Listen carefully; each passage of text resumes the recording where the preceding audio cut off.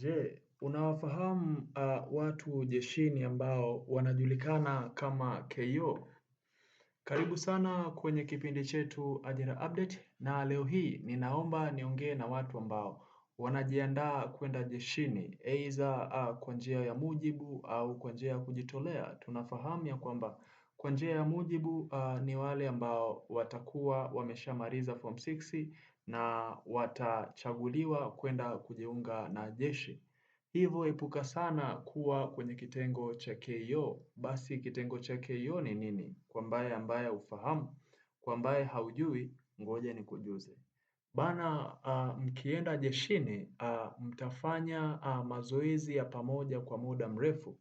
Mkigawiwa kwenye vikosi wanaita koi, ukiwa labda uko koi A, koi B, koi C. Baada ya kufanya yale mazoezi, mwisho wa siku, miezi itakapoenda, labda mkawa mmebakiza kama mwezi mmoja hivi, itabidi muanze kufanya maandalizi kwa ajili ya kumaliza. Kwa maana hiyo huwa kuna graduation. Kwa hiyo mtafanya mazoezi kwa ajili ya graduation, mje mperform mbele ya waheshimiwa. Umenielewa? Kwa hiyo kuna watu ambao watakuwa mahususi kwa ajili ya kupiga gwaride. Kuna watu watakuwa mahususi kwa ajili ya kuonyesha show off ile ya karate. Kuna watu watakuwa mahususi kwa ajili ya kupigana judo. Kuna watu watakuwa mahususi kwa ajili ya kupigana sime.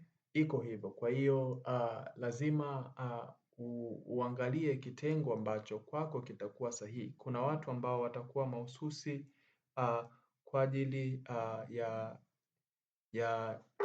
ya kuimba. Kwa hiyo wewe inabidi uwe makini sana. Umenielewa? Sasa kwa mtu ambaye atakuwa hana kitengo chochote kile katika yote hayo niliyoyataja, basi atakuwa kwenye kitengo kinaitwa KO. Maana yake atakuwa ameshindwa kufuzu kwenye kitu chochote kile. Atakuwa kwenye kitengo kinaitwa KO, na hicho kitengo kinaitwa kazi ovyo. Kazi yoyote ambayo itatokea jeshini, iwe kufyatua matofali, kuchota maji, basi wale KO ndio wanaenda, ila wale wengine wanakuwa wako kwenye vikundi vyao. Kama ni karate wanapiga karate, kama ni kikundi cha kuimba wanaimba, na kila kikundi utakachokimbilia basi ukishindwa wanakutoa ili uende kwenye KO. Ukishindwa kupiga gwaride watakutoa uende kuwa KO, kazi ovyo, maana umeshindwa kufanya kitu chochote kile. Ndio iko hivyo, na kama una swali lolote unahitaji kujifunza kitu au tushare story 2 3, tukutane kwenye comment section. Chao.